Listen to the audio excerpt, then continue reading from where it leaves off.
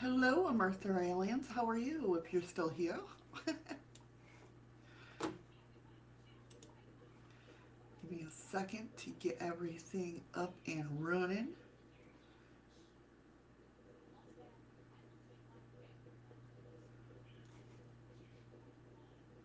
Hello, Jacob. How are you? Get my pop-out chats ready. Okay, my pop-out chat. There we go. There it goes. Yes, I know, computer. You hate that I do this. Nope, not that way. Hey, Heather. How you doing, hon? Good morning. Good evening. Good afternoon.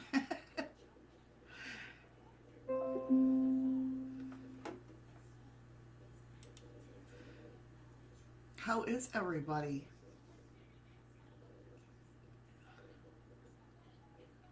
Oh no, Jacob, that's not good. Some good I have to baby my knee because it gave out on me in school yesterday. That sucks. That sucks. I'm sorry to hear that, hon. I hope you feel better. I'm doing good. I'm doing good. Eddie should be coming in any time. I guess we'll chat until he comes in. He's still at work.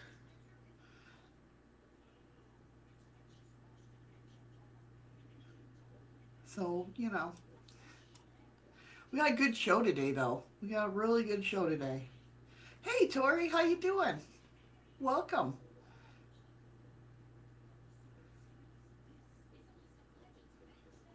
It's 1:58 p.m. here. It is 10 a.m. here. Yeah, you're on the East Coast, right? Yeah, duh. Yeah, it's 10 a.m. here. That's okay, Heather. I've been called worse. I've been called worse. Today is all about What If Wednesdays, where we talk about cryptids, UFOs, and conspiracy theories. But today we got a lot of good show today. I think so. Mind picking show, I guess. 8 a.m. there. Where are you, Tori? Hello, aliens. I said hi to you earlier, but I don't know if I couldn't, I might have not been live. I don't know. I might have said it a little too early. How are you doing? Welcome, welcome. So yeah, today's show we got a lot of thought provoking.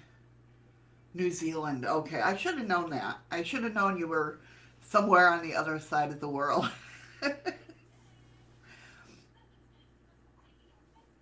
Yeah, that's cool. That's cool.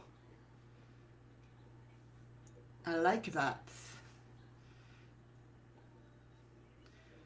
Hope everybody is well. We're gonna give a few more minutes to get everybody in here and wait till Eddie. Like I said, he should be coming any time now. He gets out at 10. It is 10 now. Should take him about, well, depends on what he's doing. You know, what are you gonna do? But today, yes, today is What If Wednesdays, where we talk all kinds of weirdness. I love it. Love it. We talk cryptids, UFOs, and aliens, and conspiracy theories. Not too many conspiracy theories today. Somewhat, but different. Yeah. And before, we get into it, I'll run down the list of what actually we are going to. Does it really? Because I changed it. Jesus. I hate when it does that and it don't change. No, it's not. Today's Wednesday, so it's not Tarot Card Tuesday. I'm sorry, guys, if people are thinking that it's Tarot Tuesday. It's not. I hate when it does that. It's supposed to change it all for me. Maybe I didn't hit update. No, I did hit update, I thought. Maybe I didn't. Oops. Well, let me set out my tweets just in case. Maybe my tweet that doesn't want to work. It doesn't either. Why is it not working? It's up there. Oh, come on now. All right, well, I guess I'm not sending out any tweets. Hey, Orion Grace, how are you? Hello, Paranormal Circle. Good morning, good evening, good afternoon. How are you guys? Oh, it's going to bum me out. I don't know why it's not working. Oh, okay. I went to press on it and it just said, nope. You're not getting me. What are you going to do? Always a technical issue somewhere in the show, right? We're so used to that. So yeah, we got a good show today. We're going to be talking about, on today's show, we're first talking about Matilda McElroy, the nurse who claimed to communicate with the Roswell aliens. Then we're going to dive into exploring weird mysteries. And then, because the reason I say that is because of the fact that usually when there's one paranormal event, there's two paranormal events. So we're going to check that out. And then we're going to talk about the former Israeli space security chief says extraterrestrials exist. And Trump knew about it. So we are going to, no political talk on here. We're just going to discuss this. You know how it is. I would, but I don't like opening up, and I didn't obviously I'm not prepared. I didn't bring my phone in, nothing. Nothing. But thank you, Heather, thank you. I appreciate it. You're awesome for tweeting it out for me. Yeah, my computer hates that I have everything running anyway, so, what are you going to do?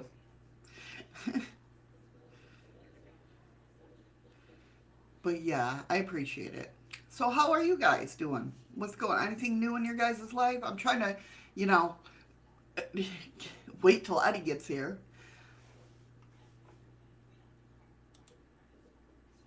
I don't want to get in the middle of a story and then, him come in and start, running his mouth like he does. I didn't say that. I'm just joking. Okay, Jacob, no problem. Take care of that knee, though. Be careful of that knee. So when you're popping in and out, hold your knee. And then I'm going to do a little test with you guys. Not a little test, but a little, I guess, study. I don't know. Little Red, hi! Today's not Tuesday. I know it didn't change the title. It didn't change the title. I'm sorry, hon. But I miss you. Oh, thank you. Thank you. Usually what happens is, I get everything ready, get myself ready, go out to have a cigarette before the stream, and then I mess everything up in the long run.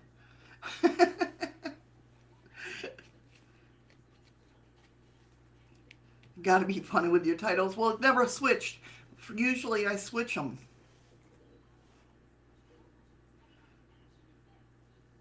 I've been keeping up. I kinda. I mean, I don't know what's going on, but I see tweets every now and then. I knew you've been MIA, though. I knew it was for a reason. I knew you wouldn't just disappear on us for no reason.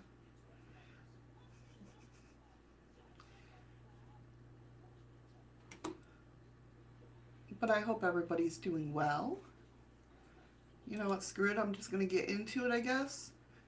Welcome, like I said, to What If Wednesdays, where we discuss UFOs, cryptoids, and conspiracy theories. We discuss it all here. We discuss it all. Like I said, today's show, we're talking about Matilda McElroy, the nurse who claimed to communicate with Roswell aliens. Then we're going to dive into exploring weird mysteries. Where there's one paranormal mystery, there's usually a second. And then for my Israeli space security chief, apparently we're going to have a hard time talking today, says extraterrestrials exist. As always, if you're listening on to the podcast portion of this, I invite you to come over to the live shows and join in the conversation, man. We have a lot of fun here. We have a lot of fun chatting it up, discussing different things.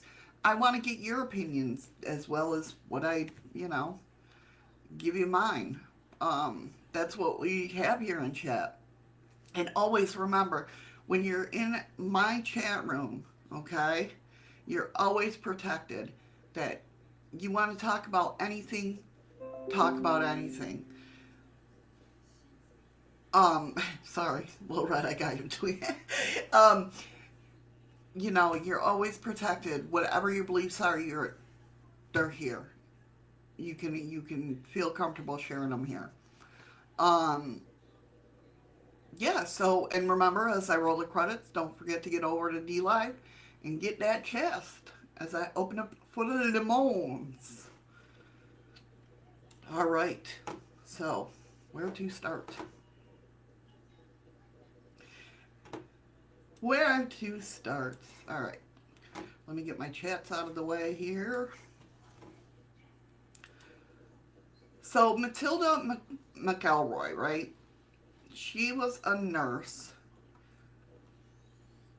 back in 1947 when the crash happened. The big old crash. No problem. No problem. I thought it was somebody tweeting out, and then I'm like, oh, okay. I can't find that stupid, button on dlive. I know. See, they hide it.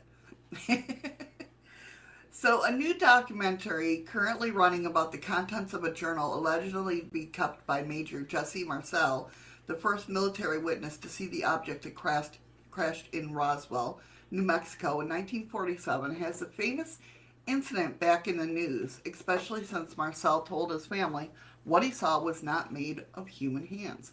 And if you haven't seen it, I don't know if that's the documentary they're talking about, but Ben from Fact or Fake, he's doing a series that's now on, I think, the Travel Channel.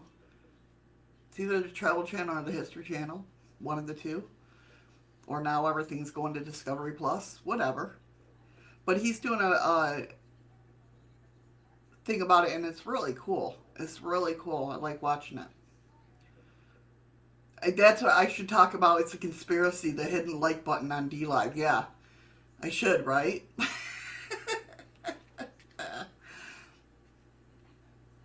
Okay, no problem, Lil Red. I hear ya. You can't come back too quick because, I tried that and it didn't work, so I had to leave again. So I know exactly what you mean. So, he was pressured by the U.S. government to retract his original statement and deny he ever saw evidence of a UFO. However, a few sites have also picked up another old story by another alleged witness. This one is the military nurse who claimed shortly before her death that she had been the only person to communicate telepathically with the only alien to survive the Roswell crash. If you never heard of this tale and wonder if it's true, here's the strange account of Matilda O'Donnell McElroy, Senior Master Sergeant, Women's Army, Air Force, Medical Corps, about her conversation with, I want to say Airl, A-I-R-L, the alien. Many men have been killed to extinguish the possibility of revealing the knowledge I have helped to withhold from society until now. Only a small handful of people on Earth have been and oh, Eddie's home. Only a small handful of people on Earth have seen and heard what I've had the burden of keeping secret for 60 years. All those years, I thought that I had been entrusted with a great deal of confidence by the powers that be in our government. Although I have often felt that power is greatly misguided to protect mankind from certain knowledge, that not only do intelligent extraterrestrial life forms exist, but they have and continue to aggressively monitor and invade our lives, everyone on Earth, every day. Hello, honey. Bye, baby. I'll be there in a minute. Okay. Matilda O'Donnell McElroy wrote the letter in 2007 to an author, Lawrence R. Spencer, who had contacted McElroy. For some reason I have, hey Steve, how you doing, hon? I have a problem saying McElroy. 8 years prior to his boom, The Oz Factors. The interview gave her the trust to share with him, at age 83, the story that she didn't want to take to the grave. She revealed she was planning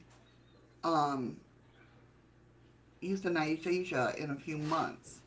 She claims that she was the driver of a vehicle occupied by Mr. Cabot, a counter. Okay, hold on 1 second, guys. Let me get him into the studio. Are you all set? No, I just sat down. Okay. Okay, I should be in. You're in twice. I had y'all set up, but that's okay. Whoops. All right, hold on. Is that better? There we go. All right, now, you gotta give me a second. I gotta go to YouTube and Okay. pull up chat. Oops, wrong one.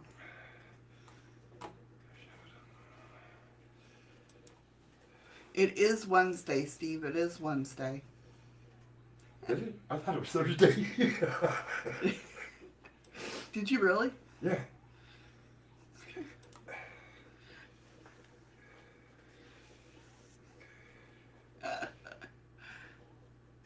The echo will be going here in just a second.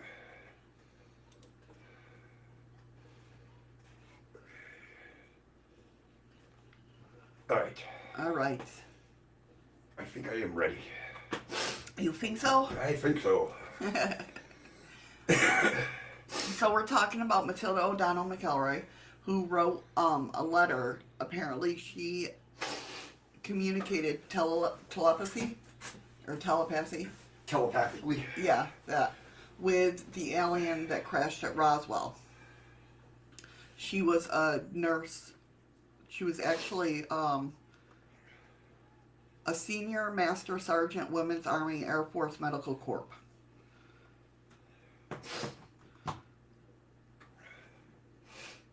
Hi, everybody. So she claims that she was the driver of the vehicle occupied by Mr. Cabot, a counterintelligence officer sent to the crash site, and was instructed to help in any way of her capacity as a trained flight nurse. McElroy claims she saw a craft, dead aliens, and one conscious and uninjured. When she attended to the alien, she claims to have received mental images, which she interpreted into the alien communicating telepathy, or telepathically.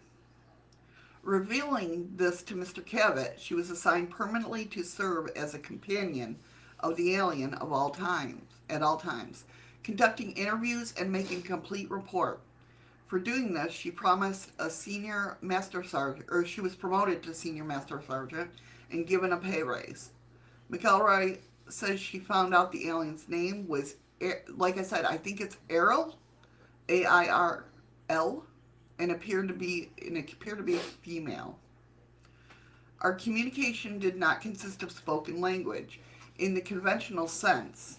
Indeed, the body of the alien had no mouth through which to speak. Our communication was by telepathy. At first, I could not understand Errol very clearly. I could perceive images, emotions, and impressions. When she says that, it kind of reminds me of when I'm doing readings. Um, as I'm giving the messages, I'm not.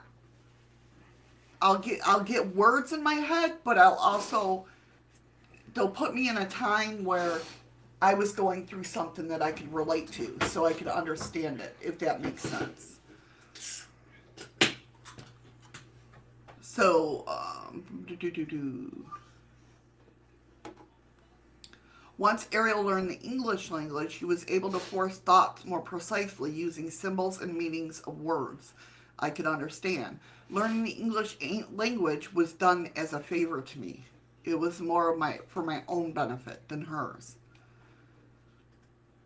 McElroy told Spencer in a letter that Ariel was an officer, pilot, and engineer serving in the Domain Expediency Force and had been stationed at a base in the asteroid belt. She ended by instructing him to reveal the contents of the letter and soon accompanying notes to as many people as soon as possible, so that the people can understand the devastating consequences our spiritual and physical survival if we fail to take effective action to undo the long-standing and persuasive effects of alien intervention on Earth. Thank you for the ice cream, Heather. Spencer did as he was told. An Alien Interview was published in 2008. The book was filled with alleged transcripts and notes of all of her conversations with Errol before the alien died or departed from the doll-sized body McElroy had interviewed. Now, I did pull up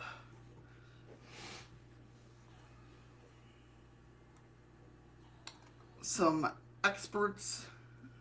not experts, but another interview where she noted that the alien was a small child and was the only surviving among the 3 crew members of the ship that crashed in New Mexico. Her body was made of synthetic material, which means she was an alien robot controlled by a higher order being. According to the book, which is based on the notes, the UFO was made of the same material as the alien body. It was controlled by mind and thoughts, which we've heard about that. We've heard about that it's some kind of connected, we've heard about the handprint that's on the dashboard of the UFO, where it's controlled by the mind of these aliens. The following expert is a letter that he received from McElroy, and it says apparently this was typed out and signed by her. As known, in July 1947, the Roswell Army Airfield RAAF issued a press release stating the personnel from Flights 509 bomb group had recovered crashed flying discs from a ranch near Roswell, New Mexico, sparking the intense media interest. When the news that there had been a crash was received at the base, I was asked to accompany Mr. Cabot, the counterintelligence officer, to the crash. Hi, aliens. As the driver of his vehicle and rendered emergency medical assistance to any survivors if necessary. When we arrived, I learned that one of the 4 personnel on board the craft had survived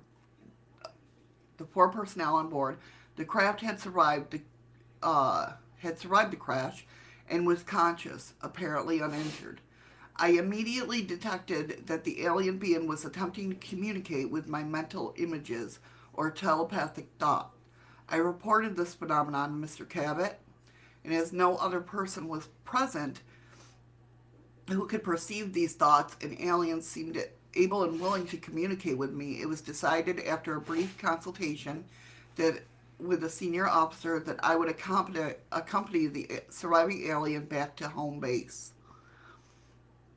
My duty was to communicate with the alien and make complete report of all that I discovered to command authorities. Subsequently, I supplied the specific listings of questions provided to me by my military and non-military personnel, which I was to interpret for the alien and record the responses to the question provided. Mankind needs to know the answers to the question which are contained in these documents. Who are we? Where did we come from? What is our purpose on Earth? If there is an intelligent life elsewhere in the universe, why have they not contacted us? It is vital that people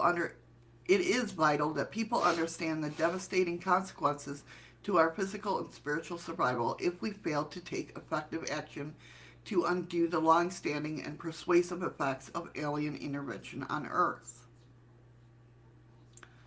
Now,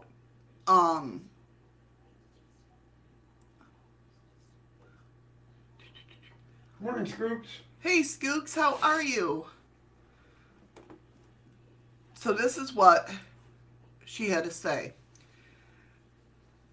When Matilda asked Errol how long she had been visiting Earth, her answer was, long before humans.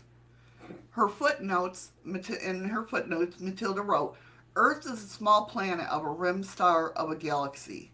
This makes Earth very isolated geographically from the more concentrated planetary civilizations which exist toward the center of the galaxy. This obvious fact has made Earth suitable for us only as a zoological or botanical garden for its current use as a prison, but not much else. Before 30,000 BCE, Earth started being used as a dumping ground and prison for IS/BEs who were judged untouchable, meaning criminal or non-conformists. IS/BEs were captured, encapsulated in electronical traps, and transported to Earth from various parts of the old empire. Underground amnesia stations were set up on Mars and on Earth, and in the Rwenzori Mountains in Africa, in the Pyrenees Mountains of Portugal, and the steppes of Mongolia. Matilda's story sounds a bit like science fiction movie, where she talks about intergalactical travels. In the 2009, a short CGI film, The Ex-Esma 2008, was released on YouTube by Esma Movies. I haven't checked it out, but I will check it out definitely. In which a playful child alien with deviant behavior was turned into a human and exiled to Earth by ETs after he disturbed the peace of the planet. The video has a strange concept, but somehow it's similar to what Matilda is saying about Earth. So, I mean, it's crazy.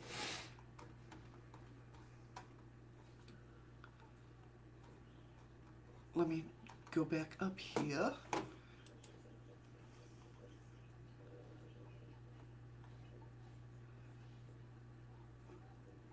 What can we make of all this? Howandwise.com, the site which recently brought the story back to the news, says it sounds like a bit of a science fiction movie.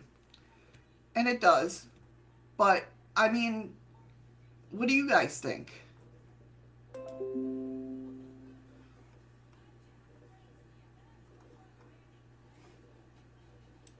What do you think about this? Do you think she'd really, talk to these aliens? I mean, the way she said that she, the telepathy and everything like that, it's not uncommon. That's what I've heard, is that, what I've seen on, listening to this and everything, it's not uncommon.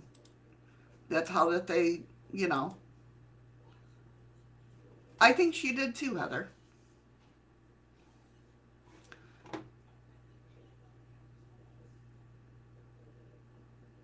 Thank you, Skook.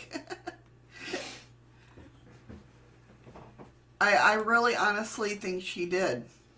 I'm sorry, I'm just trying to get out of work mode. That's okay. Because I got to go back.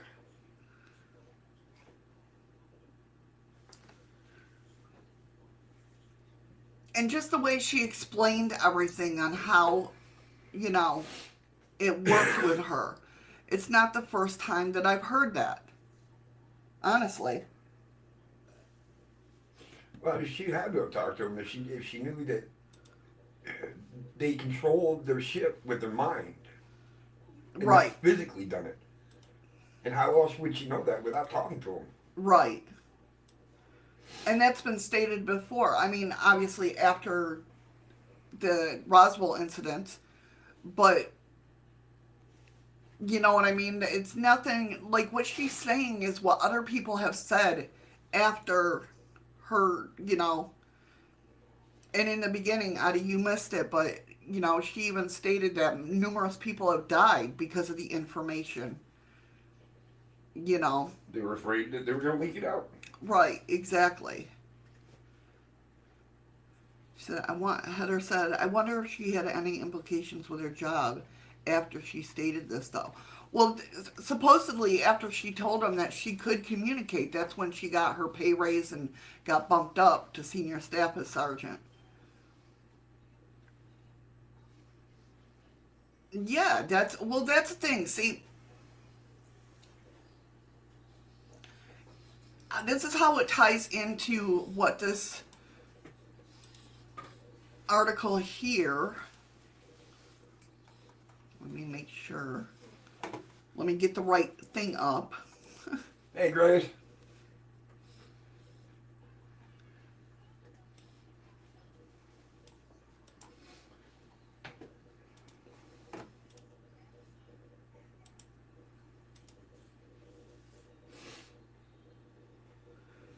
It goes with what this is saying about the former Israeli space security officer or security chief says aliens exist.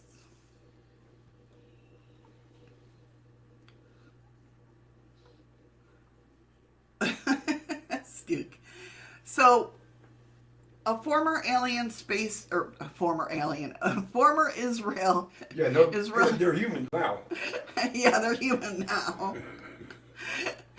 Former Israeli space security chief has said that the existence of the Galactic Federation and Israel and the U.S. have been dealing with aliens for years. Haim Eshed, 87-year-old former space security chief, gave further descriptions about exactly what sort of agreements have been made with the aliens in the U.S., which is basically they wish to research and understand the fabric of the universe. The Jerusalem Post reported, quoting an Israeli media outlet. He further said the corporation includes a secret underground base in Mars, and there were American and alien representatives. During the interview with the Israeli Daily, Eshed emphasized that the U.S. President Donald Trump is aware, obviously this is from last year, is aware of them, and that he was on the verge of informing everyone about their existence. However, the Galactic Federation reportedly stopped him from doing so, saying they wish to prevent mass hysteria since they feel humanity needed to evolve and reach a stage where we will understand what space and spaceships are. And that makes sense. If you remember in one of our old conversations about this, when I talked about Chad Kalick and David Skyfall, my thoughts on this is basically that Trump knew, because Skyfall said Trump was going to be the one to disclose it, and he kind of did, right? He kind of did with the news media and everything. So, yeah, the Council of Five, the Council of 12, I mean, whatever you want to, call it. So I believe that he knew about it, and he wanted to disclose it. But something happened, and I think the Federation is right.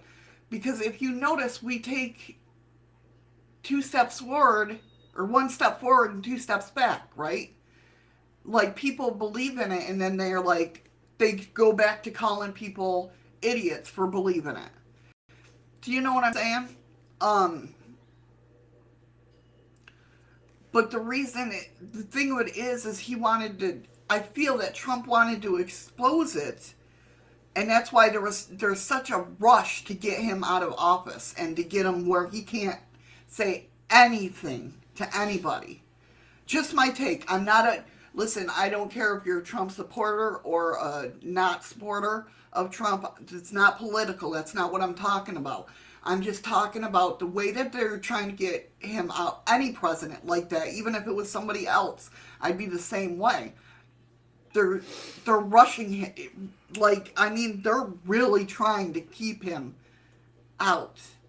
Do you know what I mean? Like, and get him out as quickly and quietly as possible. Well, if you remember too, it's just been covered that they're trying to stop him and ban him from getting any intelligence information. Right. See, I think he wanted to disclose it. That's just my take on it. And just watching everything. Yeah, treaty deals. Exactly.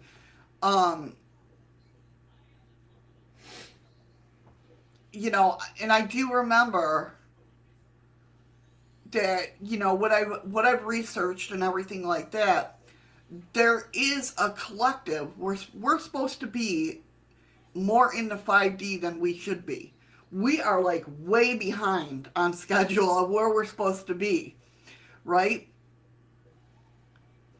But again, humanity keeps taking one step forward and 2 steps back.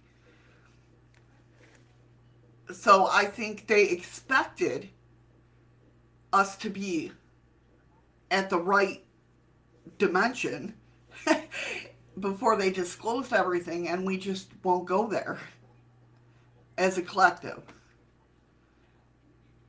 Yeah. Because 3D, we're in the 3D, our planet is living in the 3D. 4th dimension is just a bridge. It's not a real, it is real, but I mean, it's not a solid like 5D, 3D. It's just a bridge to get us there. Earth is lagging behind. Exactly. And that's the thing. I mean, we're all moving forward to get into that. Some of us obviously are in the 4D. What do you think with the 4D?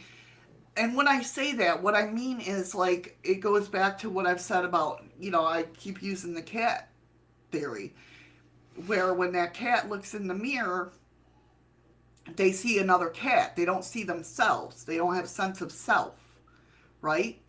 So that's how our brains work in the dimensions. Our brains, like, expand.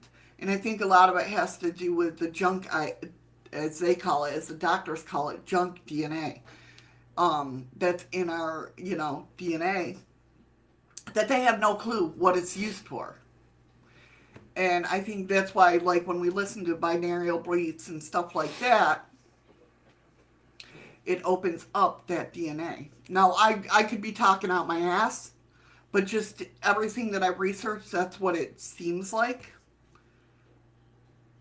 Earth is rotating ridiculous. Yeah, exactly. Well, Alien says that the Earth is lagging behind. Earth is centuries behind. Yeah. Yeah, Skook, exactly. Well, 5D is more less, yeah, it's that vibration of compassion. Exactly it. And we're just not there. So I think they were ready to disclose. That's why we've been seeing more of them. More, like UFOs in the sky. But you have to remember, and that's, at least what I've researched, to where we weren't, like, aliens weren't allowed to come here until 2012. Like, had a cloak over us. So in 2012, that's when the cloak was removed, according to some sources. And that's why we've been seeing more of the spaceships, different spaceships in the skies since 2012, just because we were cloaked until that. People forgot about us. Like this, and that's what this reminds me of. They said, it's on the brim of the universe, brim of the galaxy. So therefore tells me that, yeah, we could be forgotten about. You know what I mean? It kind of like validates everything, not everything, but a lot of things that I've read before, if that makes sense. So the reason he said he was coming out with this information now is that if I come up with that, what I'm saying today 5 years ago, I would have been hospitalized. And it's right. He's right. Today they're already talking differently, which we are. Disclosure has, the whole Nimic video and all the other ones, really opened the eyes of people, but not as much as it should have. And he says he has nothing to lose. I received my degrees and awards. I'm respected in the universities abroad, where the trend is also changing. He added, and it is. We are changing, but not at the way we should. Aliens, I think it was probably a cross between both, really. Was they dreams or fragments of reality? Yeah, I think both. I would say both. I think they come into our dreams just like anybody else, everything else. I really do believe that. I believe they're around us all the time. I think that, to be honest with you, that feeling you get when you feel watched, or when you get, like, not just watched, because you're not gonna, your fight or flight doesn't kick in when you're just being watched. I mean, sometimes it does. But I think when you get that really nervous, I gotta get out of here feeling, like I'm not supposed to be here feeling, I believe they're really close. Like, if you listen to Bashar talk through David Inca, um, hopefully I said his name right, um, he'll tell you that, like, interdimensional beings, if they come close to you, they, like, take your sense of self. You know what I mean? Like, David had said that Bashar had shown himself, his true self, to David, but the closer he got to David, he goes, all I could see was, all of a sudden I was seeing myself through his eyes. So it takes away that sense of we're self, because we're one collective being, if that makes sense. Right. Yes, they do, seeing everything and everyone. Yeah, I totally agree. Watchers are always watching, yes. And I mean, I think they're here all the time. We don't sense them. It's kind of like I'm leaning towards that really paranormal spiritual worlds.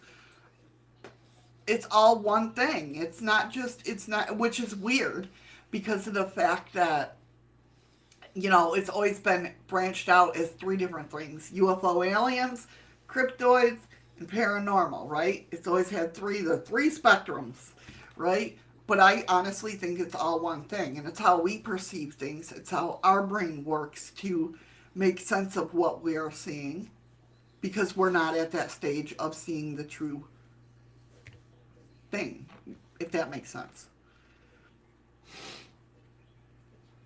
I mean, like I said, it's just how I feel about it from what I've researched and what I've really just sat there and, thought about. This is what goes through my brain all the time.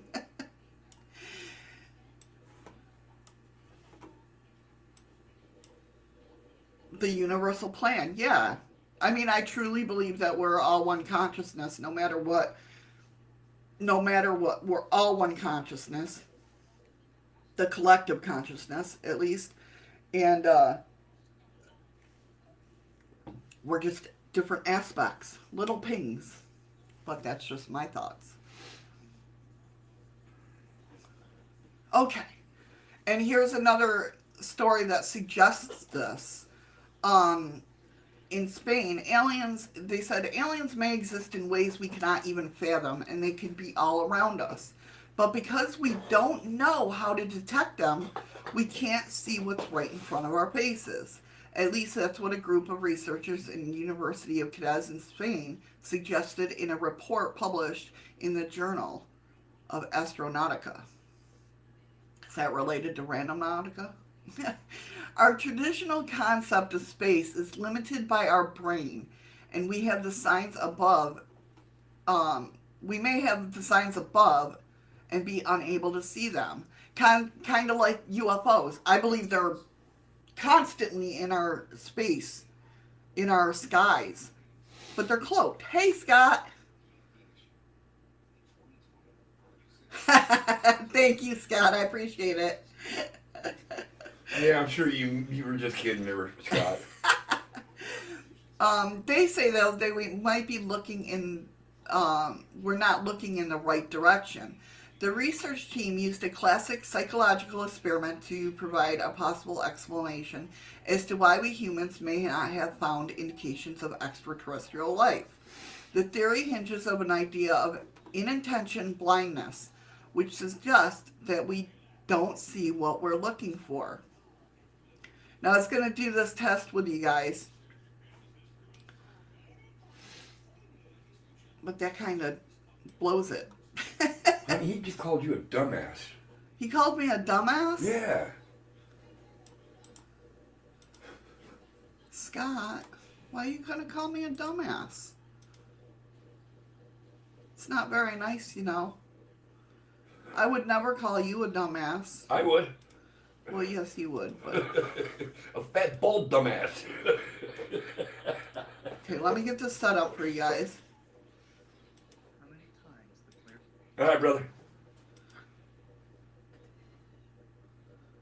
Okay, let me share the screen. That's not where I want to go. Really? No. Shut up. Okay. Let's try this again. Share screen. Okay, you ready, guys? I want you to really do this.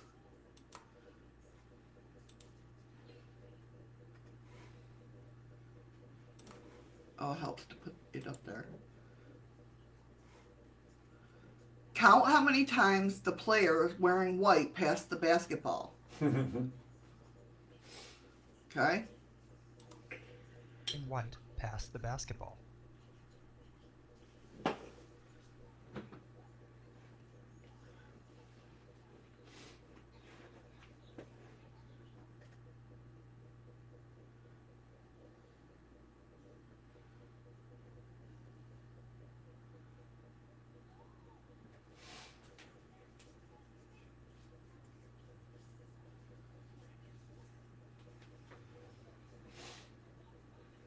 How many passes did you count? How many passes did you guys count?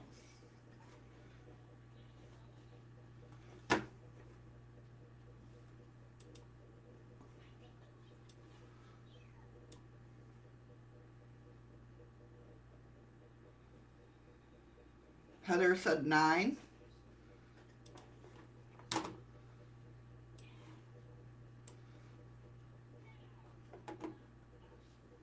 Scoops says no thanks.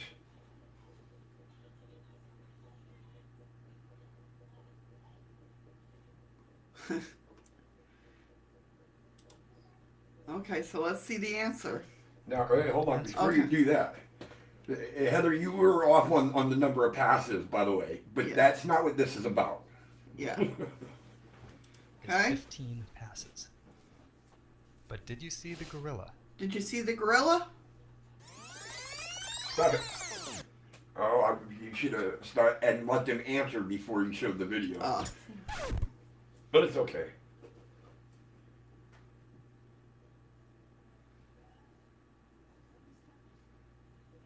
And that's the experiment. You were This focusing video is so from hard on counting how many times the white passed the ball. Most people would have never noticed that gorilla walked right through the middle of it. Exactly. Exactly. And that's our perception. That is our perception of what we see.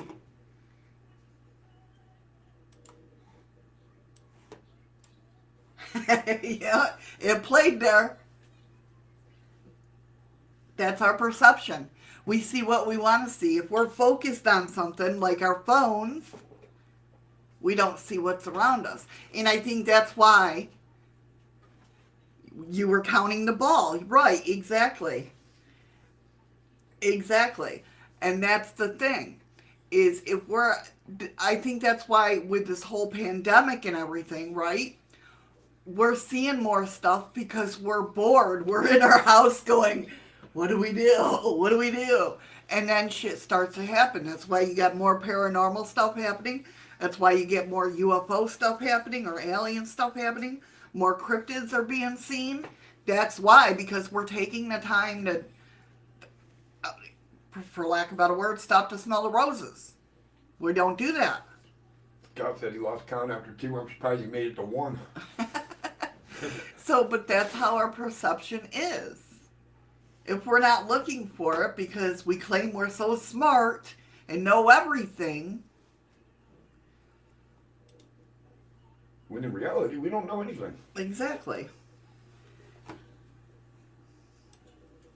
Pretty neat experiment. Now, when I will say that when I first did it, I took it. I didn't know what was going on. I was just reading about it and wanted to see what, it was all about. I didn't see the gorilla either. Eddie saw the gorilla the first time around. I did not. And still counted one pass too many. Yes. Still had the same. I think I did 13 instead of 15 passes. And I said 16 passes, but I spotted the gorilla. But I did see the girl get bonked on the head with the ball. Twinkie boy. But that's what that video, that experiment's all about. And they think that's the reason why people don't see more. Okay, Scott, no problem. Have a good dinner. Yeah, buddy, take it easy. Why people don't see more things is because we're just too busy with our lives.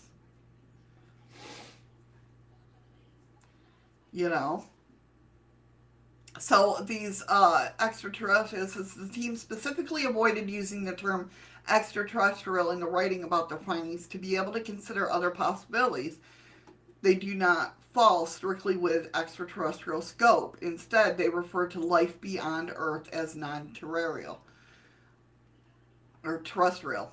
When we think of other intelligent beings, we tend to see them from our perspective and conscious way of doing things. However, we are limiting our world of the vision, and it's hard for us to admit, which is true.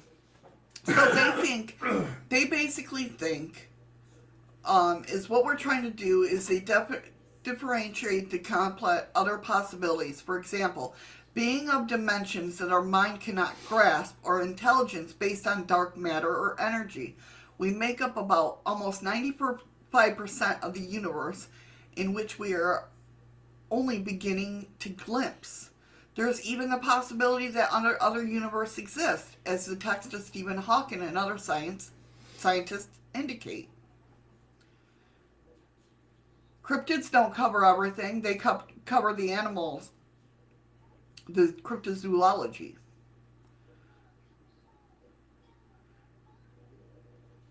Right, Gray? See? And that's the thing. I've seen that, though. Like, way before. Like, if somebody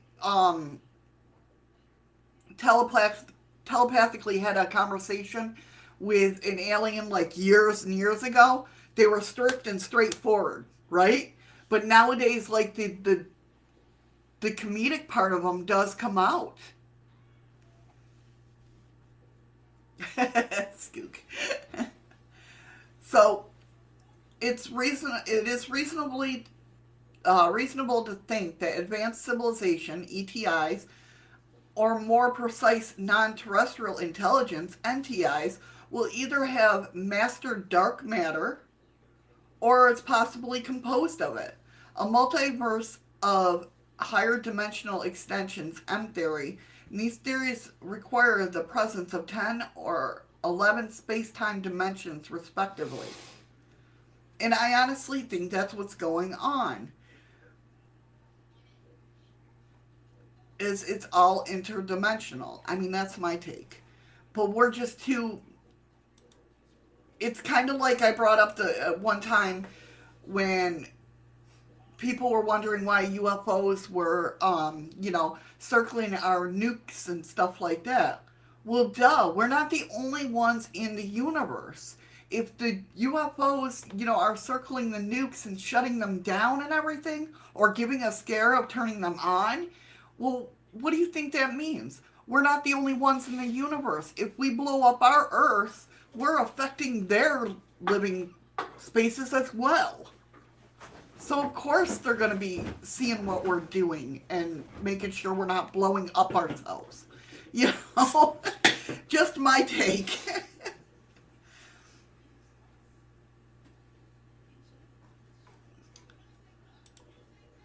I mean, we're stupid when as a human being, to me, we're stupid when it comes to stuff like that.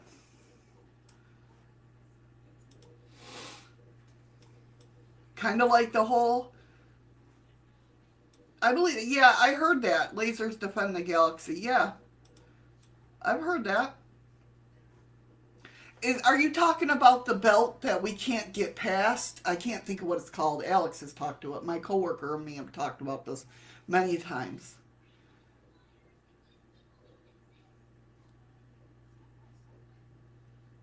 Weapons can be disabled. Yeah, definitely. Welcome back. That was quick.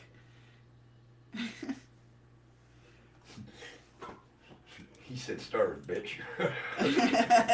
Shadows is live. That's right.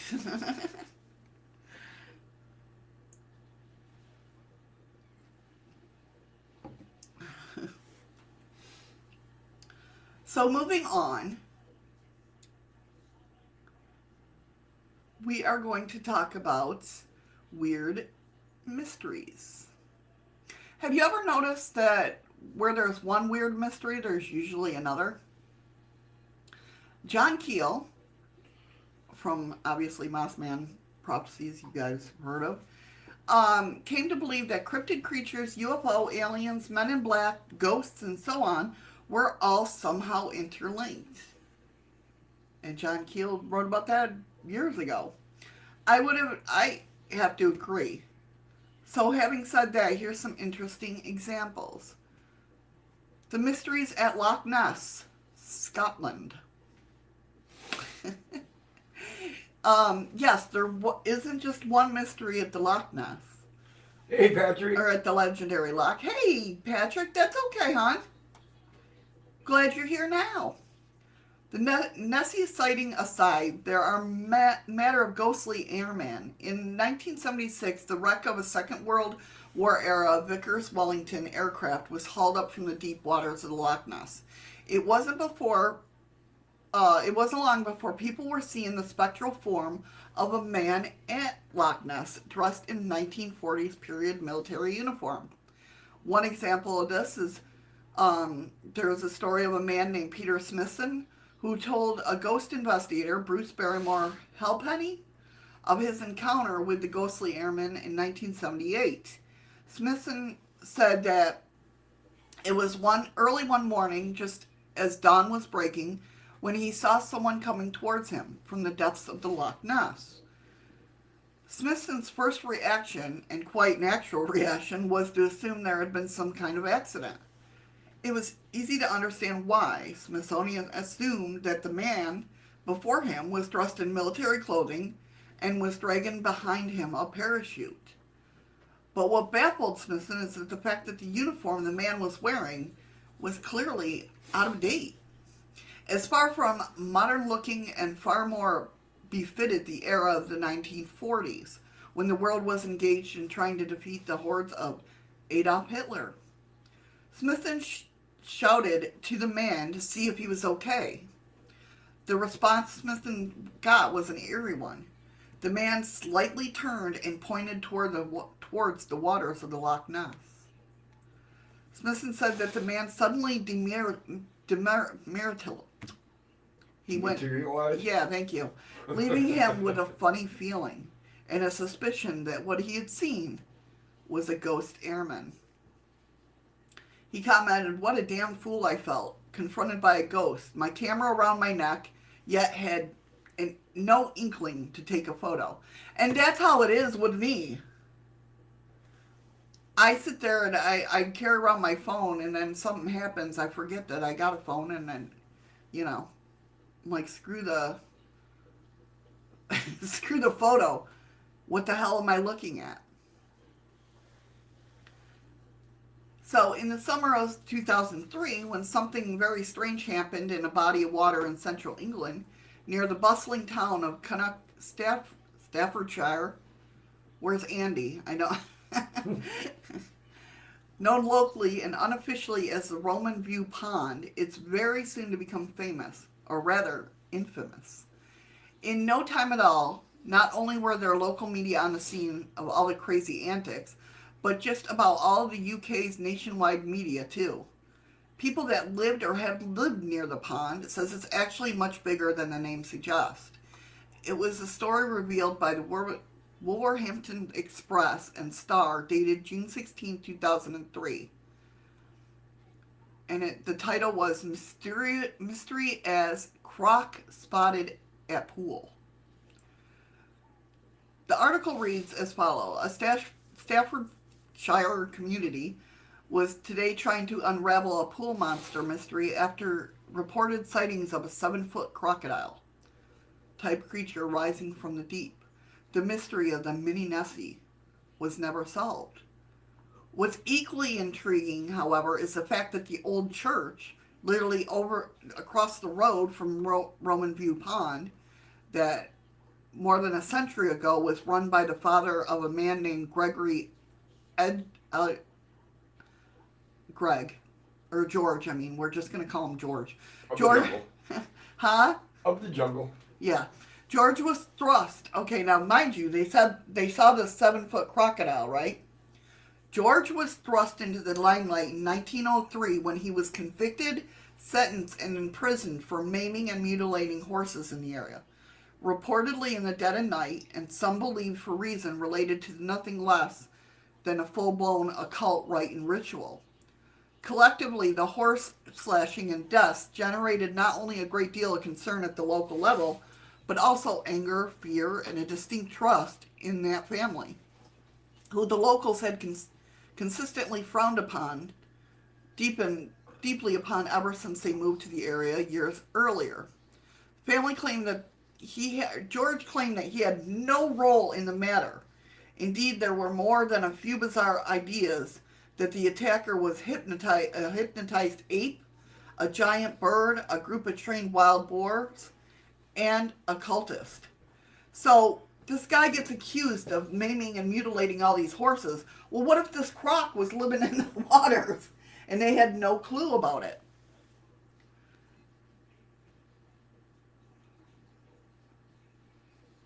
What do you think, Con?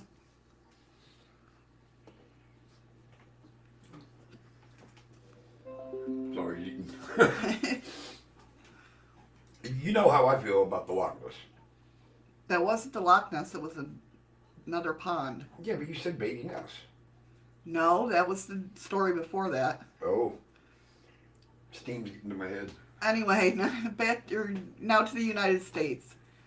In Big Texas, to demonstrate just how heavily wooded Texas is, the Big Thicket alone, which is situated not far from the city of Houston, is more than 80,000 acres in size.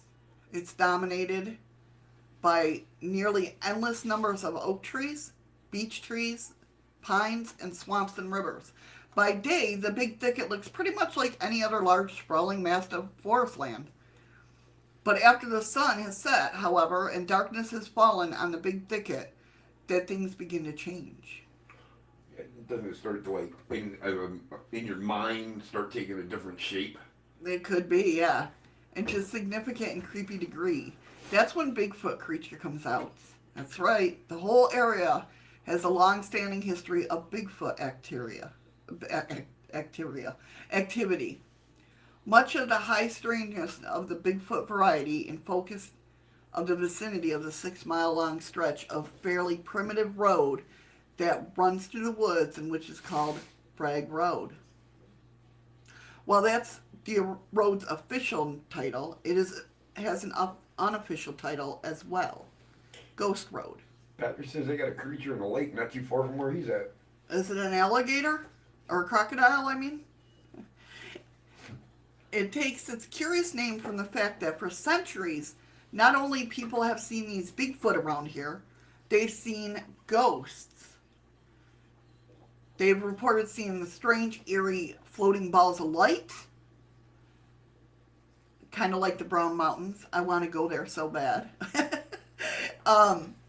So lights going around the woods. Balls of light that vary from size of approximately a tennis ball to a soccer ball.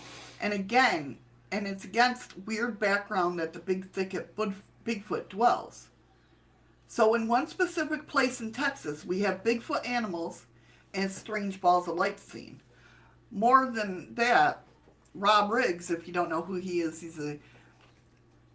I love Rob Riggs. He had a show on Travel Channel, I believe, exploring different things. But he received reports of small glowing orbs of light attached to the creatures, which is extremely weird. So these lights were attached to Bigfoot. What do you mean? They were just hanging off of Bigfoot. When you said attached, you could have meant, wherever Bigfoot was, there was like lights. You know Right, what I mean? yeah, I get what you're saying. So, I mean, again, two things happening in one place. And then Puerto Rico, we have the legendary. It's legendary for, of course, what's the one thing Puerto Rico is known for? The chupacabra. But the chupacabra isn't the only strange creature in Puerto Rico. Stories have been around of the Maco vampire. Right, it's half the residents. A chupacabra thing that first surfaced in 1975. A large bat-like beast, a gargoyle type thing, Bigfoot creatures, and violent large monitor lizard. Right there would tell me, nope. So, is it all just coincidences that all these things are happening at once? I don't think it's a coincidence. No? No. You think that is it the energy in the specific areas, do you think? Well, it could be, what are them areas called when the attitude or the latitude and longitude cross each other? Are you talking, oh crap, what are they It called? becomes like a magnetic field or something. Well, yeah, come on guys, what are they called? Ley lines. Couldn't that have an effect on people's minds? A lot of people think that's definitely what it is. So, these legends, lores, folktales may not even be true. Even though people say, oh, I've seen it. Did the ley line fuck with you? Where were you located? You know what I mean? Yeah. I don't know, where are you guys? Heather says, I don't think there is any coincidences. Yeah, it's... Well, there is. I mean, you got to stop and think about it. Okay, for example, best friends through high school. Go to two separate colleges, opposite sides of the United States. Okay. And one day, you just happen to be in the same town crossing each other's path. Right. That's a coincidence. Right. Well, yeah, but I mean, like paranormal, cryptid, alien-wise. That's what I think, Scott. I think there is passages that lead in. I believe Nessie is freaking real. I don't care what anybody says. Well, I don't think Nessie is, so. I just think that it swims through. Welcome back, Jake. It swims through. It's got passages that lead out to other parts of the world. Well, that's what everybody that tries to hunt this thing says too. Wow, my computer's lagging bad. Yes, that's right, Heather. Or maybe it was fate that you were supposed to see that friend again. It depends. Was it male or female? Because if it, it could have been a situation where it was just a coincidence, or it was like you cross paths and say fate hates me. Hey, beep beep. Beep with somebody. I don't think so, Jake. No, because even more sightings have been seen this year. Yes, exactly, Patrick. That's exactly what Eddie was saying. Some believe that ley lines give people the energy to see things that normally we would not notice before. But it could give you a false sense of visuality. Like how... Just too much energy for us to handle? Could be.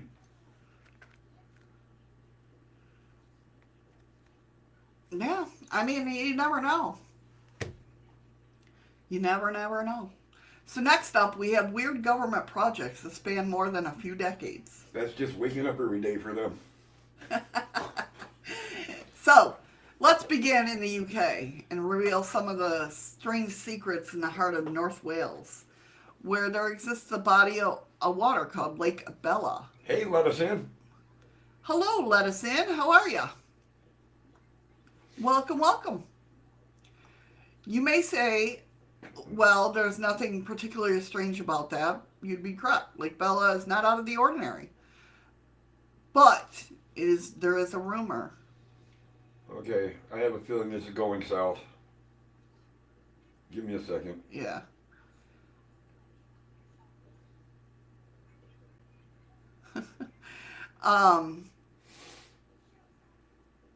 In the dark depths, they say that there is a violent lake monster called Teggy.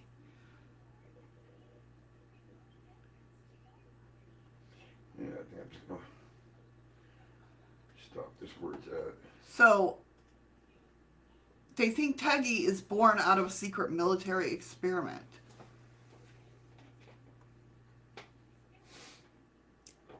There's a long-standing rumor in which around Bella area that there is a build up to the First World War. The British Royal Navy clandestinely let a group of SEALs into the lake. The reason, to strap them with dynamite and train them to attack specific targets, namely warships. It should be noted that dynamite was not real and that the warships were just small rowing boats. In other words, the project was a test run, and in the event of the Royal Navy might find herself at war with Germany, which it did in 1914 when the First World War broke out, and suicide SEALs strapped with explosive might be required to fight for their country. So the story goes, the SEALs proved impossible to train, and the project was abandoned. And so today, what people are seeing today are brief glimpses of the original SEALs that bred and so on. Of course, it's very possible that this is nothing more than a tall tale passed on through the generations and without any actual facts to support it. Thus, the legend of Teggy, continues to thrive. So what do you guys think? Well, they did try to do that with dolphins here, didn't they? I believe. Well, I mean, they talked about it. I don't know if they ever really tried it. So, I mean, I could see it possible. People, it's our government. Well, that's the Royal Navy, but, you know what I mean? It's the government. So, to me, I mean, it's definitely possible that they were trying to get suicide SEALs to do their dirty work. Yeah, I thought so, Patrick. Patrick said, yes, they did, Missy.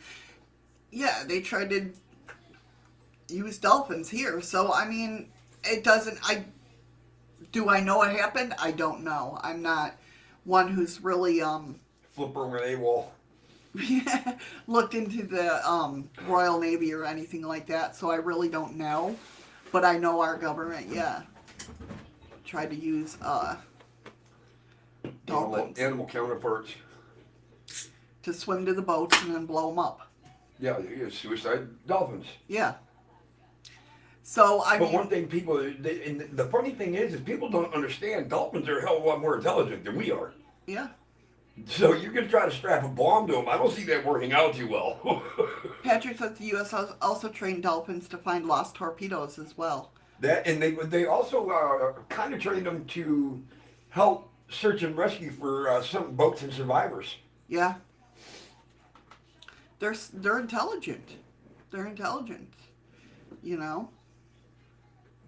So the next thing we have is Aleister Crowley, the great beast, who died in 1947, was the subject of sensitive files that were said to be destroyed, but may not have been. In this case, the records were said to have originated with MI5, which is UK's equivalent to the FBI. Richard B. Spence of the International Spy Museum has done utmost to try and unravel the connections between Crowley and the intelligence community. Spencer said that Crowley, he was such a disreputable and even evil character in the public mind that arguably no responsible official would ever think of employing them. But the very fact that seemed such improbable was the best recommendation for using him. People wouldn't think it would be, that they would use him, right? Well, Paranormal just subscribed. Well, thank you so much for the subscription. I totally missed it. Because it just popped up. Okay.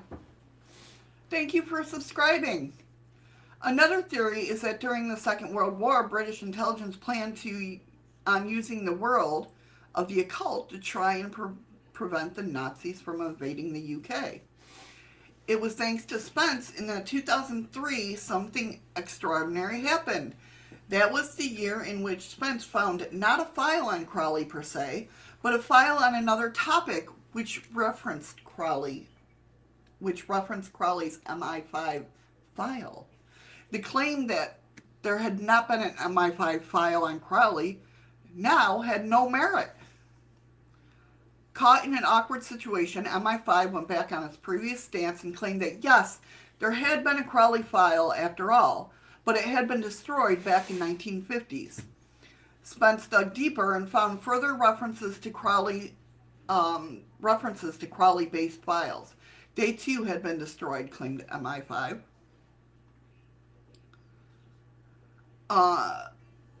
W. Adam Mandelbaum, who worked for U.S. intelligence, said, given the political fallout that would have resulted from making this involvement public, it should be no surprise that there is documentation concerning Crowley's intelligence efforts. And why not? I mean, they were worried, they were looking into the occult, so who best to hire than Aleister Crowley, But I can understand their point, too, is that he was so frowned upon that nobody would think, back then at least, nobody would think that they would hire Crowley or he would work for the government or anything like that. So it makes sense to me. It totally makes sense. There's also rumors that a secret file exists within the UK's M5 on Britain's most famous witch. Here we go. Scott, I hope you're not doing another segment in this. Her name is Sybil Leek, who is rumored to have undertaken work of the very weird kind to help defeat the Nazis during the Second World War. Yes, he was crazy like a fox, but he knew his shit.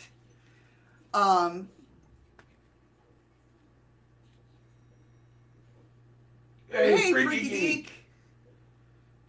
That's okay, my friend. So people have tried to secure such files, but with no luck. But there's a chance that they exist. The BBC says one of the most incredible claims about her is that she was recruited by the British government during the Second World War. According to the Second World War author Michael Salazar, her role was to provide phony horoscopes for Germans who believed in astrology. Scott says you're safe on this story. Okay, good. We wouldn't want that mishap again. So she would provide, which the Nazis were big into the occult, right? And, thinking of that. So she was going to provide phony horoscopes for the Germans who believed in astrology. She apparently wrote a chart which convinced the Nazi Rudolf Hess to fly to England, where he was captured. Maybe one day we'll know for sure if that is truth. But it's definitely weird. He's like, for now. Copycat. Oh, freaky geek, I'm not worried about it, hon. I know. I know if you're not here, you're doing something. It's no big deal. Well, the Nazis had dwelled in the occult and witchcraft. And yeah, exactly. Exactly. They believed in all that stuff. Scott will have to do some research to make sure Shadow got the information right. I know, right, Freaky? He's probably doing it right now. I figured you were going to say that, Scott. All right, so in the States, we're going to talk about remote viewing. The whole remote viewing phenomenon is well known. But how about a certain operation that let remote viewing expert Pat Price during the 1970s? In his 1997 book, Remote Viewers, Jim Schnabel told the story of the U.S. Intelligence Committee's involvement in the controversial issue of psychic spying that largely began into the early to mid-1970s. Commenting on the skills of a talented remote viewer in relation to matters of UFO nature. One, Pat Price. Schnabel noticed Price was of the opinion that Alaska's Mount Hayes, the jewel of the glacial range northeast of Anchorage, housed one of the aliens' largest bases. See what Freaky put? No. I can't type as I speak it. I end up spelling words I'm saying. Who does that remind you of? You. I can't talk to him while he's typing. I'm not allowed to. I'll start typing our whole conversation. I've tried to, Patrick. Tried to remote view, but I guess I don't have enough faith in myself at this point in time right now. Do you know what I mean? Remote viewer is kind of like astral traveling. You're seeing, like, remote viewing would be like me looking into your living room. You're seeing places and areas that you're not in. Right, right. So, according to Pat Price, the aliens that lived deep inside Mount Hayes were very human-looking, differing only in their heart, lungs, blood, and eyes. He added that the aliens used thought transfer for motor control of us. The site has also been responsible for strange activity and malfunction of the U.S. and Soviet space objects. And that's true. I mean, Mount Hayes has been a topic of thought and for years about aliens being there. That's where the door opened up, and there's a door up there. They won't let you near there. I believe Mount Hayes is where they think the Black Pyramid is, underneath the ground. I could be totally wrong, though.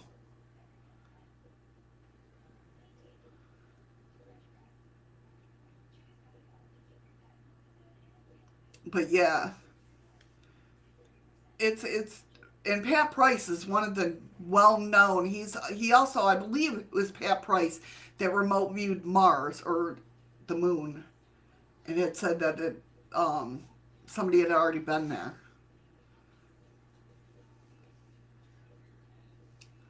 So now on to dosing. In 1978, staff at the Foreign Technology Division, FTD, at Wright-Patterson Air Force Base, Daytona, Ohio, prepared for an extensive document titled Parapsychics R&D Warsaw Pact, R&D referring to research and development. Page 23 of the document details positive results of both U.S. and Soviet research in the field of dowsing. Notably, a copy of the entire FTD document was sent to the CIA's Office of Science and Technology shortly after its publication. How about the FBI's file on spontaneous human combustion? So, I mean, this is the dowsing. I mean, people think that dowsing works, and it does. I mean, that's how people found water back in the days. I don't think I've done remote viewing, but I have had a few deja vu moments of knowing a place I've just got to that I've never been before. Yeah. Well, it's not that they don't know English, Skook. It's the word purple. Scott loves saying the word purple.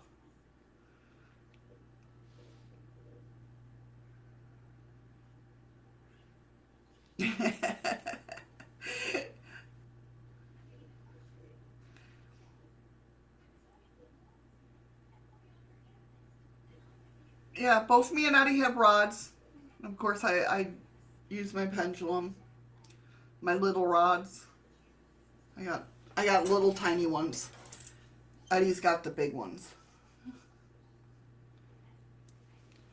I was trying.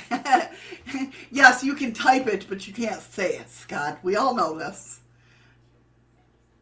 I was trying to explain to people, because back in the day, they didn't have this casing around on the handles where it spins around. You know what I mean? Your hands don't touch the actual, because back in the day, they would just use them like this. I mean, obviously this way. And they thought that the dowsing came from little muscles in your hand, which definitely could be. I've never, tried it out or whatnot. But so the crossing of the dowsing rods are from like your subconscious and moving muscles in your hands, which very well could be. But I was trying to explain to people the other day that these ones have casings. The dowsing rods made today have the casings around them, so your muscles don't even touch the actual rod. Your hands don't touch the actual rod.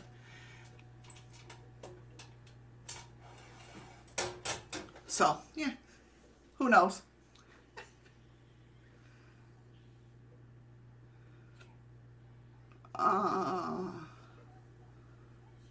I've had a German woman say my name before. Oh my days, it was cute. Beep beep. My mom had one saying in Germany in German language, and I have no clue what it means, and I have no clue how to say it. Put the rods in straws, no skin to rod connection. Yeah, that's kind of like how those are. They have the casing around them. Back in the day, though, Scoop, they did touch the rod. They didn't have the casing. Her back, Heather, they didn't have the casing around them.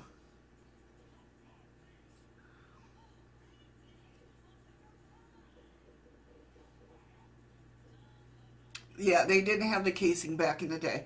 And, I mean, water dousing was definitely different. It had the bent over. They used wood. They used tree sticks. They used metal that was turned over. I can't explain that. You would have to see it to know what I mean. So anyway, the last story, well, I don't know if it's the last story, but the next story is all about spontaneous human combustion. That was the subject that the Bureau studied for a long time. It's a little-known fact, however, that midway through the 20th century, the FBI got involved in the controversy of spontaneous human combustion. The unfortunate person whose fiery death caught the attention of the FBI was Mary Hardy Reeser. And I'm sure you all have seen this or heard about this story at least. A then 67-year-old woman from St. Petersburg, Florida. It was sometime on the night of July 1st, 1951, when Reeser took her last breath. Reeser's son, Richard, who was a physician, his daughter, Nancy, and the landlady, Patsy Carpenter, were hanging out with Reeser in a room. Around 9 p.m., they all left. The last image was of Reeser reclining in her chair and smoking a cigarette. It wasn't until the next morning that it became clear something terrible had happened overnight. As fate would have it, in the morning in question, Carpenter received a telegram for Reeser and took it to her room. There was no response to Carpenter's knock on the door, so Carpenter turned the doorknob. She screamed and jumped back because the doorknob was red hot. Carpenter quickly caught the attention of a couple of house painters who raced over and forced open the door. All three were hit by a blast of scalding air. The scene in front of them was something out of a horror movie. The chair in which Mary Hardy Reeser had been reclining was severely burned. Ashes were everywhere. Teeth and bones could be seen on what was left of the chair. And then there was the matter of Reese's head. It had shrunken significantly and burned almost raw. But undamaged was Reeser's left ankle, as well as their left foot and left shoe. The remains aside, she was pretty much gone. The FBI file on human combustion, however, still exists. And I do remember there's a couple more stories of spontaneous human combustion that had happened, but there's only like maybe 3 stories, including Reeser's. But it's weird. Definitely weird. And it's weird that the FBI looked into it. I mean, it isn't weird, but it is weird. The chair was burned as well, yes.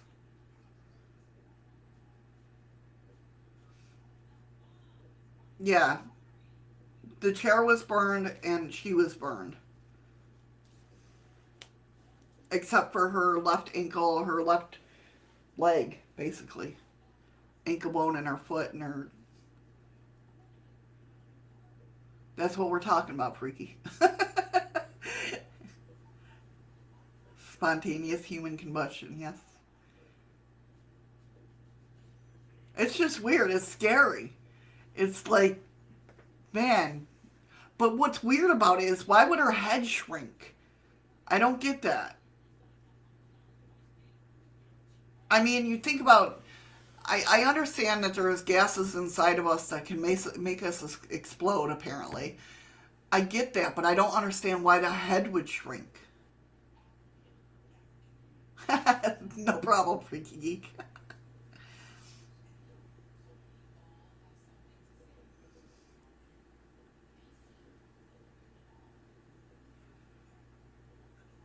I believe so, Scott. Yes, was there a case where the chair wasn't burned but the body was? Yes, I believe there was in one of the instances of spontaneous human combustion. Yeah, this one, the chair did not make it. But what's your guys' think on why that head shrunk? I'll have to look into the other ones to see if their heads were shrunk too. Patrick said there was a case of a guy in a rowboat with friends that caught fire in front of him. They put him out and he survived. Ooh. They caught it on video? I don't know if I want to watch that. I really don't know if I want to watch that.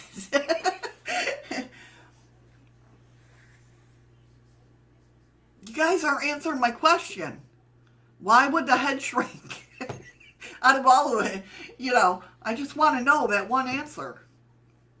That's weird to me. I don't know.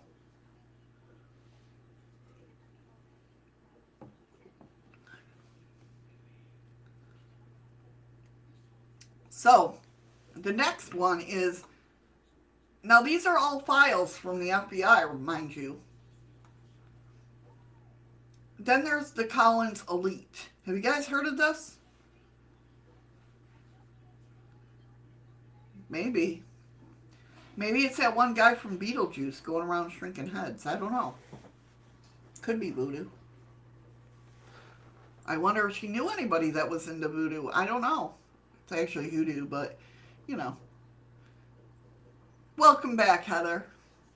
So, guys, have you heard of Collins Elite? So, what it is it's a think tank type group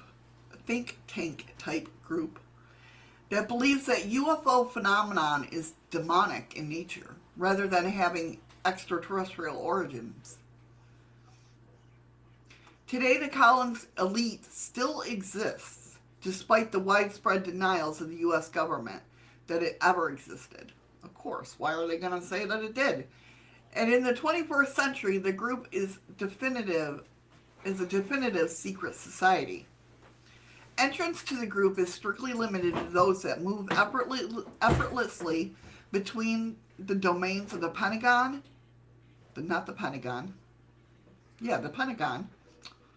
and the Trilateral Commission, the Department of Defense, and fringe archaeologists, the Pope, and those well-versed in black arts.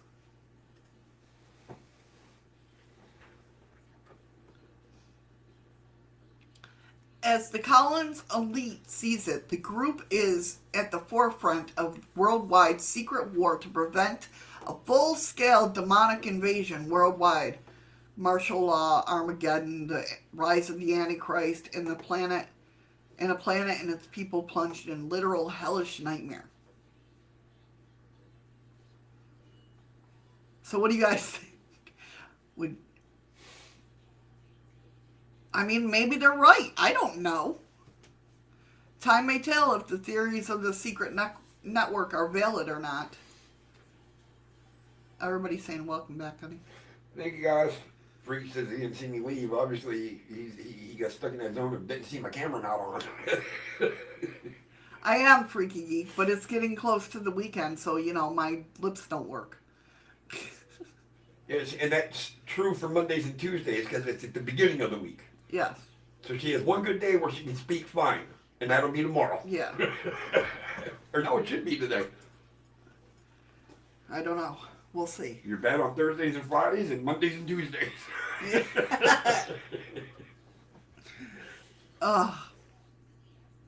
Yeah, so, they're there. It's a true group. It's been, Is that like the Majestic 13? The Majestic 12? Or the Majestic 12? Well, yeah, according to the government, they never existed either. Uh-huh. That's why there's footage of them.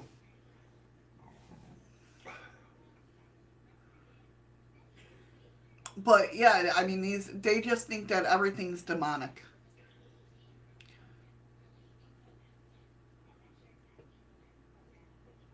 If Mothman, I can understand that. That's Harbinger. That's a Harbinger. That's my opinion. I believe that Mothman is a Harbinger, a warning sign. Yeah, he's not around to hurt anybody. Like when that bridge went down, at first they thought it was him, blah, blah, blah, and then they come to realize that no, he was actually trying to warn them that it was going to collapse. Yeah. There's Harbingers on, Frederick, it's been snowing here since sometime yesterday afternoon. That is true. And it's been dumping pretty good. There's Harbingers out at sea. There's Harbingers all around.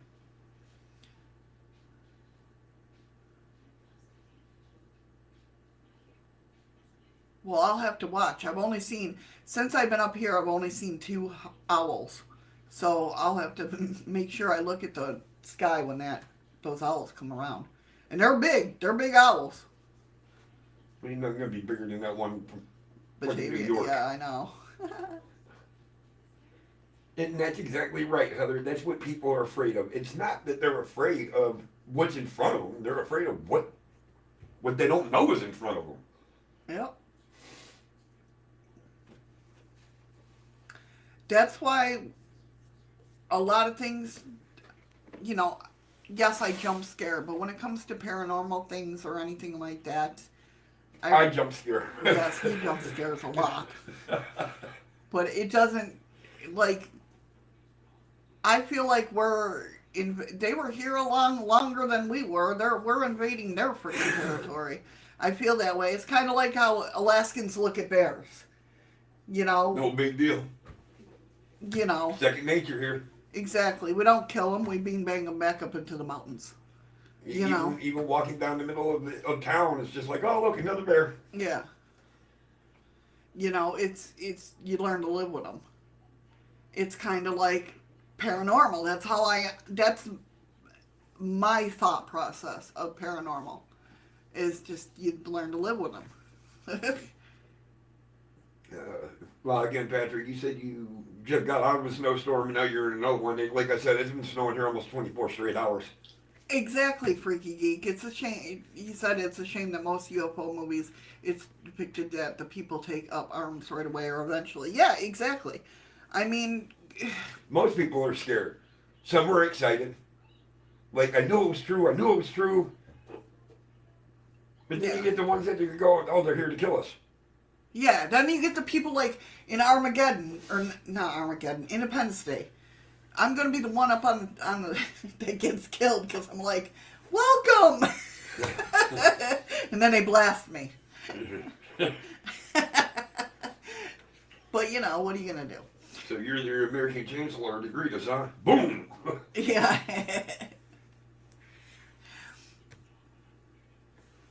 So I mean, you know, yeah, it's all how you look at things. It's, you know, go by your gut instincts. What do you think? I mean, don't. I guess one of the bases that I wanted to do this channel was you have the right to live your life the way you want to. And if, you know, you believe in UFOs, aliens, cryptids, paranormal, then so be it. There's nothing wrong with that. There's nothing freaking wrong with that. And it still pisses me off that people get their lives torn apart for what they believe in. Religiously as well. You know, I mean, that's what you're brought up. That's the only life you know. I mean, it's definitely, you need to, you know, explore and research different things of what it could be, yeah. But I mean, don't ever let anybody tell you you're wrong, because you know what it's kind of like, I'm a big advocate for, I know my own body. If something hurts, I usually know what's hurting. It's kind of like that way.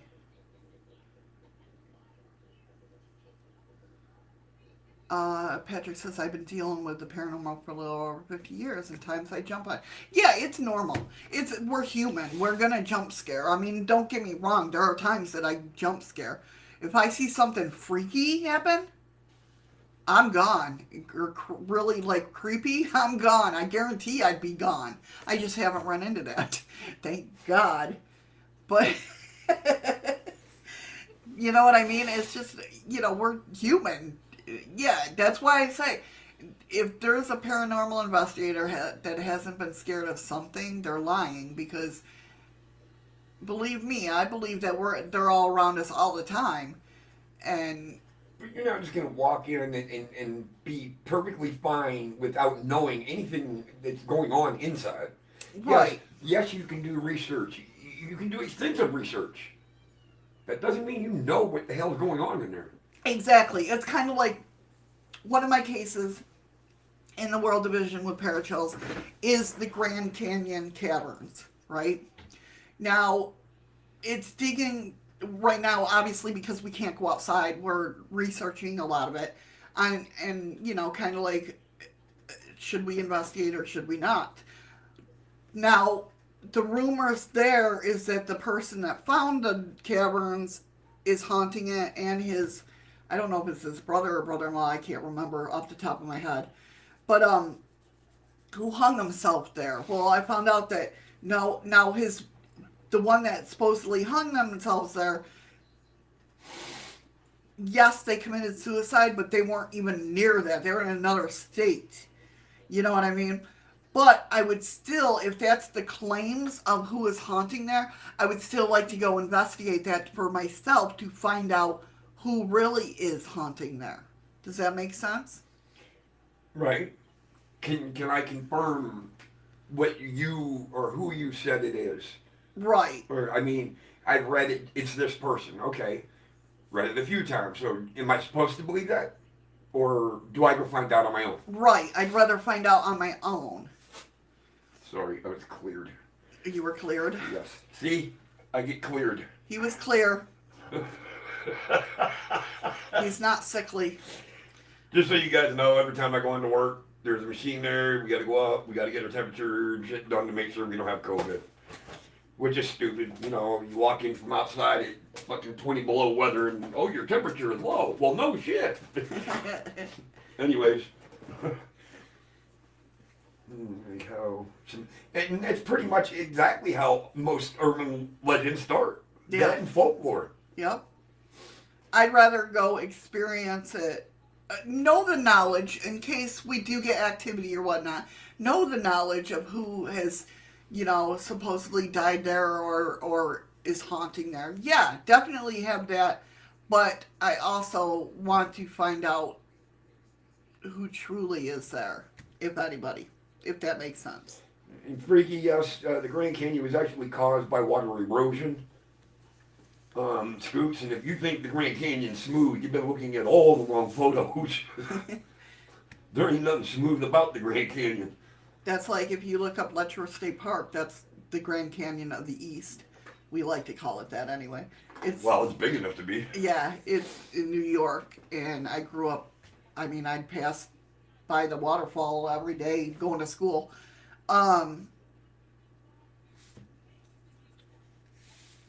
No, can't say I ever heard of that.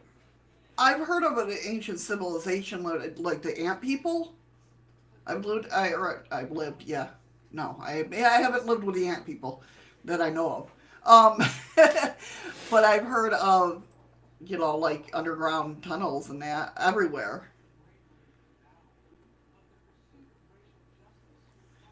So, I don't know, unless you're talking about the ant people. That's all I know.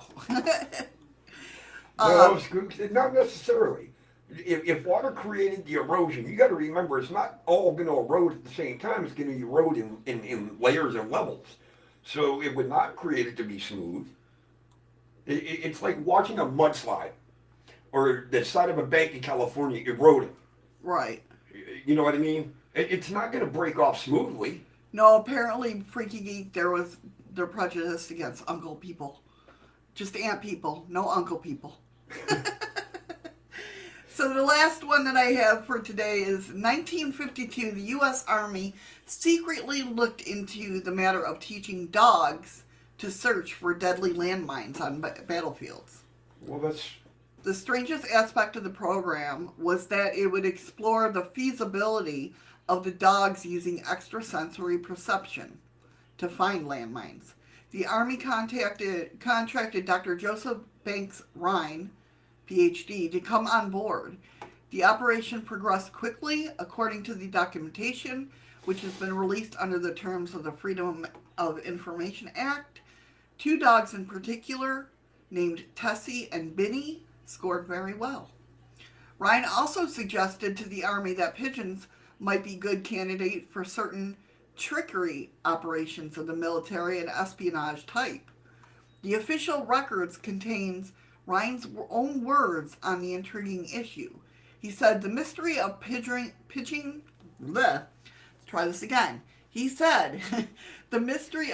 homing and the possibility that extrasensory perception enters into the performance led to us undertake the solution of the problem of how these pigeons find their way home. take care, Scott. Be safe, buddy. Thanks for coming in. Take care, Scott. Love you. Thank you so much. At the termination of the contract, the problem had not been solved. Ryan added, however, that regarding the matter of pigeon homing, researchers have ruled out all existing sensory hypotheses, thereby making extrasensory perception more plausible interpretation than it has been now. The research has opened up possibilities of importance, not only within but far beyond the scope of projects specifically dealt with. The problems raised on this project involve basic research that remain in the category of inapplicable for many years. Measured against this is the enormous value not only to intelligence, but to an application in a world range of military uses of extrasensory perception. So, I wonder if that's what opened up, honestly, the whole. Have you guys seen the, where the U.S., the government, I don't know if other governments have it, but I'm sure they do. The government has the parabolic mic that works in reverse. It gets into your head. We've seen it on Josh Gates. I know, I'm trying to remember. Where the guy was standing there with the parabolic mic, and he whispered, and Josh could hear it in his head, but they were far apart. Yeah. Yeah. Yeah. Mind fucking, basically. Freaky, we're all built with a built-in compass. It's just whether you can perfect on how to use it. A lot of people, with how fish swim in the sea, a lot of people, you know how they do the schools or birds when they move and then they turn sharply and they all know to turn sharply. What they think happens is basically like they have a magnet in their head, or at least something magnetic. And so when they fly together or they swim together, it becomes one big magnet, so they know exactly which way they're turning. Yeah. They're all on the same wavelength. Same thing with birds. Yeah. Patrick says, yes, I've seen that. Right? Me too, freaky geek. Don't ever get directions from me. No. It's not a good idea. I go by landmarks. And you ain't from this town and you don't know where the landmarks are, You're you screwed. are fucking done. That's why downstairs, when I have to tell people... when I have to tell people directions to how to get to, the harbor... I mean, I can tell you how to get to the harbor, but... certain parts of Valdez, we have this big picture that shows the whole land of Valdez. It's a big sky picture that is looking down at Valdez, so I can show them that way. It's an aerial photo. Yeah, it's an aerial photo. Right, Heather. Same how Canadian geese fly in the arrow shape. Yep. There was a couple of times I heard Missy giving directions and I had to stop the guy and I was like, no, just listen. If you just go down to this corner, hang a left and go straight, you'll run right into it. Yeah. Missy got him going this way and around that turn and down this road. I'm like, what the fuck are you doing? I'm not that bad. Only when people want to get to Allison Point. Yeah, well, no, it wasn't even that. It was just you knew where you were going, but you Yeah. were going the long way around. Well, yeah. I can only go the way I know to go. And the easiest directions to give anybody to what she's talking about, Allison Point, and I don't know how people have not figured this out. Get on the main road, keep going till you see the cemetery. When you see the cemetery, it's the next road right past that. Take a right and keep going. Take you right to Allison Point. Now I know that. But before, I had no freaking clue.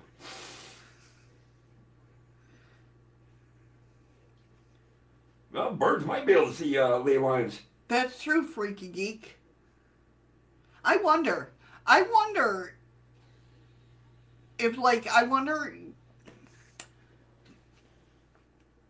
if birds can, if certain things are I want to say either glowing or shiny to them. Do you know what I mean? It could be. Yeah, take the long way home. That's basically it. Take the long way home. It does suck when they do move, freaky geek. Then I'm all screwed up. If somebody moves a landmark on me that I use, I'd be like, Do you remember where the statue used to be? Yeah.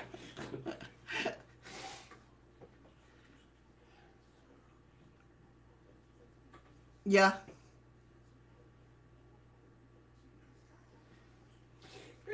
They changed positions. I don't know if it's to give each other a break. Yeah. I can see that. Well, you got to stop and think about it. The one flying out front is push power from the ones behind him. He's not fighting as hard as the other ones are. Yeah, I can understand. It's that. it's like NASCAR and drafting. Yeah, I can understand that. That's like everybody thinks porpoises and dolphins outswim a boat, a big ship. Right. No, they don't. Yeah. The boat is pushing them. Yeah. But it does look cool. It does look like they are out swimming the ship. We actually had that happen across the street at the bank with the ducks. Remember? There was 2 ducks out there. Yeah. Just out of nowhere. But that's what it was. They came down, one couldn't make it, so... They took a break. Yeah. But it's weird to see here, is, you know what I mean? Was it ducks or geese? It was ducks. They were ducks. Yeah, they were ducks. They weren't geese. The geese fly through here like it's cool. They catch that mountain. They catch that turbulent vortex through here, and they just go. Birds, let me tell you, it's so funny when the birds, because we get a lot of windstorms because of the mountains and that, so it's like always constantly flowing. But the birds love it. It's funny to watch them because it's like they go up flying, trying to fly into it, and then just soar. Like they're having fun. Because they can't go anywhere, so they'll just turn, and all of a sudden that breeze just takes them. Yeah, and it's funny to watch because it's like they're playing. They're having fun. They do. They have a ball. Or you'll just see them sit there in one spot with their head into the breeze. Just sit there. No, none of them had Kit Kats. That's my favorite. And no, they didn't have Kit Kats. I don't know. I didn't have a cigarette after work, and I'm about ready for one. Yeah. I was trying to hurry up to get here. But it's so funny because they just have so much fun doing it.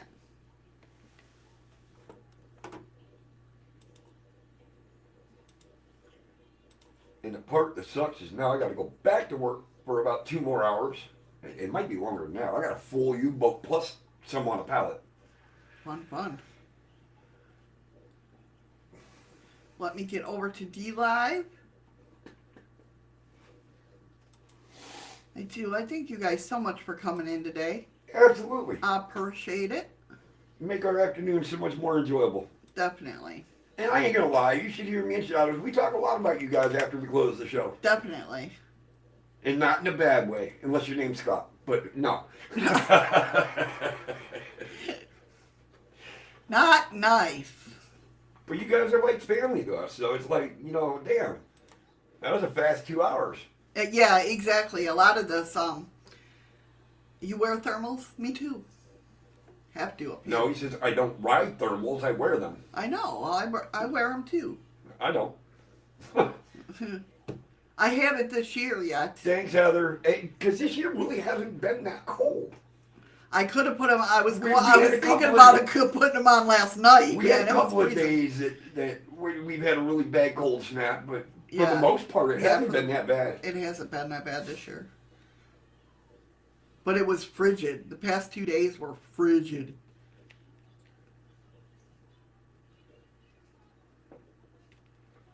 There you go, Skook. Well, see, that's a lot of people don't realize about the spirit box. It's not you're not listening for the radio signals.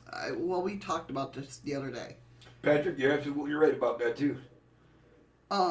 It's almost, white noise in the spirit box is almost like a strobe light. So it's allowing the spirits to come through to in between those thing. God, I feel like I'm drunk. I don't know what the hell's going on with me. Freaky, when it gets that cold, and my sciatic nerve really starts bothering me. My joints. That's when I'm having bad days. When I have to get up and take Advil, that's when, like, my joints and my spine kill me. But yeah, white noise is good. White noise is... I like listening to white noise. But that's just me. Alright guys, hype up that chat and dlive. Get it going. Get it going. And this is where I come in. Ladies, hugs. Guys, fist bumps. Stay safe, stay strong, and we can get through this together. On that, I hope to see you guys tomorrow. Alright, I have opened the chest. It should be popping. Maybe? Okay, there it goes. It took it a minute. It took a minute to get out there. But I hit the button. You got 20 seconds. So if it hasn't popped up, hit it again. I'm sorry for everybody thinking coming in, because apparently I didn't update the titles. I don't know, it says What If Wednesday to me. Yeah, but that's on Restream. But the titles actually on dlive is like Tarot Tuesday. Well, I'm reading it through YouTube. Yeah. Maybe, I don't know. All right, Heather got 102.3 lemons. Patrick got 59.2, and Freaky Geek got 43.1. Thank you for the lemons, Heather. Thank you so much, hon. And the ice cream. I appreciate it so much. Yeah, absolutely. Definitely. You guys are awesome. Thank you so much for coming in today. I really appreciate it. We really appreciate it. Tomorrow is, we're going to, the second part of talking about chakras. We got the next half of it. Interesting, I hit the button and the box didn't go away right away. Yeah, when I hit the box to distribute? Yeah. The lemons, it took it a minute to pop up. That's why I was like, maybe? But anyway, I hope you guys have a great day. Take care, be safe, and remember, find something today to make you smile with your eyes. Love you guys.